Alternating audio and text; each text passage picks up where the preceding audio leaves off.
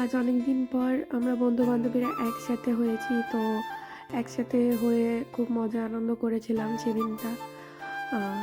অনেক দিন পরে একসাথে হওয়ার কারণে একটু খাওয়া দাওয়া, মানে বলতে পারো ছোটোখাটো পিকনিক, যেরকম চিকেন পকোড়া, মাংস, এসব দিয়ে আমাদের পিকনিকটা আমরা সেরেছি।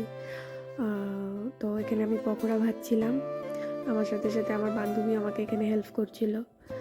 আর এই যে চা পকোড়া রেডি, তো এখানে এরা অপেক্ষা করছে। এখানে গল্প শুরু পকোড়া খেতে খেতে। আর আমাদের মিলি পিকনিক চারজনের পিকনিক। আমি কিনতে গেছিলাম কিনতে নিয়ে আসছি। আর আমার হচ্ছে ভাঙাচোরা মোবাইল, এই যে ভাঙাচোরা মোবাইল। হ্যাঁ, আর এদের সবার দামি দামি ফোন রেখে, আর আমি হচ্ছে তাও আবার উপরে গ্লাসটা আবার নতুন করে লাগানো। আরে মারি মার, এই যে আমার টেম্পার ভাঙা।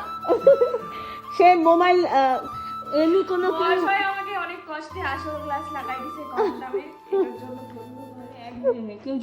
হ্যাঁ, কেউ যদি সত্যি সত্যি মোবাইলের কোনো ধরনের পার্টস বা রিপেয়ারিং যাই করতে চাও, ওনার দোকানে চলে আসবে।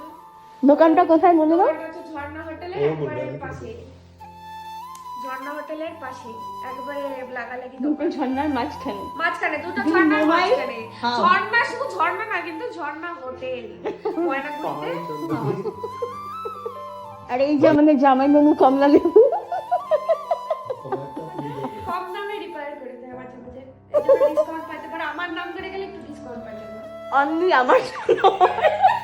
ওখানে আড্ডা শেষ হওয়ার পর চলে এসলাম মাংস রেডি করতে। তো মাংস তৈরি করছিলাম এখানে, মাংস বসিয়ে দিয়েছি।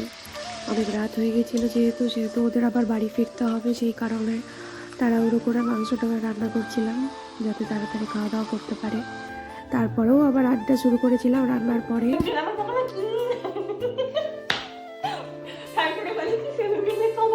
তারপর অনেক আড্ডা সাড্ডা হওয়ার পরে এই যে এদের খেতে দিয়ে দিলাম, এখন খাচ্ছে এরা মনোযোগ সহকারে। আজ খাওয়ার টাটাকে নিয়ে ঝগড়া চলছে।